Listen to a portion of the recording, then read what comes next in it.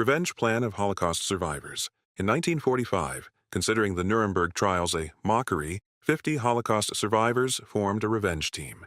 Their first plan was to poison the water supply of major German cities to finish off 6 million people, an eye for an eye. When that plan failed due to logistics, they focused on a more specific target, the bakery that served the Nazi officers' prison in Nuremberg. They managed to infiltrate and paint several loaves of bread with a concentrated arsenic mixture. The result was the massive death and illness of hundreds of officers who had participated in the crimes against the Jews. The event stands as the most extreme attempt of retaliation after World War II.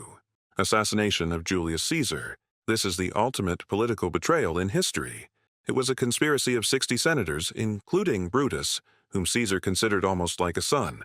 The senators stabbed Caesar 23 times in the Senate. Caesar's death did not save the Republic as the traitors expected, but instead unleashed a series of civil wars and massacres that ended with the birth of the Roman Empire. The site of the event remains a historical place that reminds us that even the most powerful man can fall before the steel of those sitting by his side. The 47 Samurai. In 1701, after being betrayed by a corrupt official named Kira, Lord Asano was forced to end his own life, leaving his samurai without honor and without a home in Japan. Instead of attacking immediately, the 47 men waited for 2 years patiently. They dispersed and pretended to be drunks, gamblers, and vagabonds so that Kira would feel safe and withdraw his personal guard. One snowy night, they gathered to storm the traitor's mansion, fulfilling their goal with military precision. After successfully killing him, they voluntarily surrendered to the authorities, accepting their own execution for having broken the law to fulfill their code of honor. Their graves remain a site of actual pilgrimage in Tokyo. Assassination of Che Guevara. In 1967, the revolutionary Ernesto Che Guevara was attempting to raise a guerrilla in the jungles of Bolivia. However, he was betrayed by the very peasants he was trying to liberate, who gave key information about his location to the CIA. After being captured in a ravine, Guevara was taken to an abandoned school where he was executed in cold blood. The locals betrayed him, and his political allies left him alone in his final hour, as the Communist Party of Bolivia withdrew its logistical support by order of Moscow, leaving him without supplies or an escape network. Betrayal of the CIA officer Aldrich Ames. If you are looking for a recent political betrayal in the United States, nothing beats Aldrich Ames. As a CIA officer, Ames had access to the names of all agents working for the United States inside Russia. Ames betrayed his country and sold that list to the Russians for money. His betrayal led to the arrest and execution of at least 10 of the most valuable assets of American intelligence. Ames lived a life of luxury with his colleagues' blood money, buying expensive houses and cars while those he betrayed were tortured and murdered in Russian prisons. It was the largest security breach in CIA history, proving that personal greed can make you betray the freedom and national security of your country. The massacre of elite Polish officers in Katyn. In 1940, by the orders of Stalin, approximately 22,000 Polish military officers, police, and intellectuals were murdered. After months of captivity, the Soviets told them to pack their belongings for the trip back home. The officers boarded the trains convinced that they would finally see their families. However, the trains took them directly to the Katyn forest, where they were executed one by one with a shot to the back of the head. When the mass graves were discovered, the Soviet Union spent the next 50 years blaming the Nazis for the massacre. It was not until 1990 that Russia finally admitted the truth, wanting to decapitate the Polish nation by eliminating its brightest minds in a single cold-blooded operation. The betrayal of Augusto Pinochet. General Augusto Pinochet was the trusted man of Chilean President Salvador Allende, who appointed him commander-in-chief of the army, believing in his constitutional loyalty. However, on September 11, 1973, Pinochet betrayed his president and led a bloody military coup. While planes bombed his palace, Allende realized that his friend was the one leading the attack.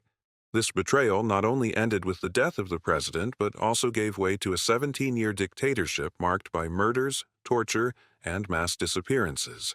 It is the perfect example of how the man in charge of protecting you can be the one to betray and finish you. Fall of the Shah of Iran. In 1979, the Shah of Iran, Mohammad Reza Pahlavi, was toppled from power after decades of being a key ally of the West in the region. His fall was sealed by a double betrayal. Internally, the chief of staff, Abbas Garabaghi, along with 26 other generals, declared the neutrality of the army, breaking his oath of loyalty and leaving the Shah at the mercy of Khomeini's militias. Externally, at the Guadalupe Conference, powers such as the US, UK, and France withdrew their support, considering him a geopolitical nuisance. Gravely ill with a lymphoma he kept secret, the Shah fled Iran. He wandered from nation to nation, passing through Egypt, Morocco, and the Bahamas, while the Jimmy Carter administration denied him permanent asylum to protect oil interests and avoid reprisals. He died in exile in 1980, betrayed by the same international power structure that he sustained for 30 years. St. Bartholomew's Day Massacre. This was a massive betrayal executed during an official truce in 1572.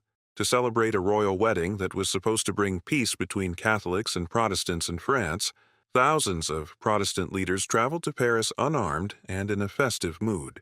By order of the crown, and under the influence of Catherine de' Medici, the city gates were locked, and a massacre began that lasted 3 days. The rivers of Paris turned red while the guests were hunted in the streets hours before they were celebrating.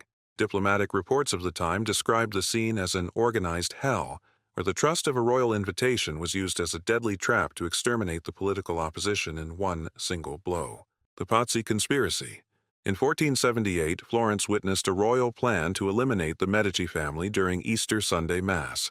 The betrayal involved rival families, bankers, and even the Pope from the shadows. While Lorenzo de' Medici and his brother Giuliano were praying in the cathedral, the conspirators attacked them. Giuliano was killed on the spot in front of the altar, but Lorenzo managed to escape wounded. Lorenzo's revenge was immediate and ruthless. The traitors were captured and hung from the windows of the government palace before the crowd within a matter of hours. Origin of Friday, 13th Superstition. On Friday, October 13th, 1307, King Philip IV of France executed the largest financial betrayal in history. The king was deeply in debt to the Knights Templar, the military order that had protected and financed him. Instead of paying, he sent secret letters to all corners of France with orders to be opened at exactly the same time. In a single morning, thousands of Templars were arrested under false charges of forbidden practices. The transcripts of the tortures and trials show how the kingdom fabricated a narrative of terror to confiscate their treasures. The leader of the order was burned at the stake while cursing the king, who died months later, closing a cycle of betrayal that gave birth to the superstition of Friday the 13th, the Black Dinner. This event in 1440 is the real origin of the famous Red Wedding, and is recorded in the chronicles of Edinburgh Castle in Scotland. The Count of Douglas, just 16 years old, and his younger brother were invited to dine with the boy King of Scotland in a gesture of supposed peace. While they enjoyed the banquet, the regents who hated the power of the Douglas clan placed a black bull's head on the table, an ancient symbol that meant an immediate death sentence. Despite the cries of the boy king, who pleaded for his friends, the brothers were dragged out of the room and executed after a fake trial of only a few minutes. It was a political betrayal that broke all laws of hospitality and honor of the era, leaving a stain on Scottish history that is still remembered as the lowest level of human diplomacy.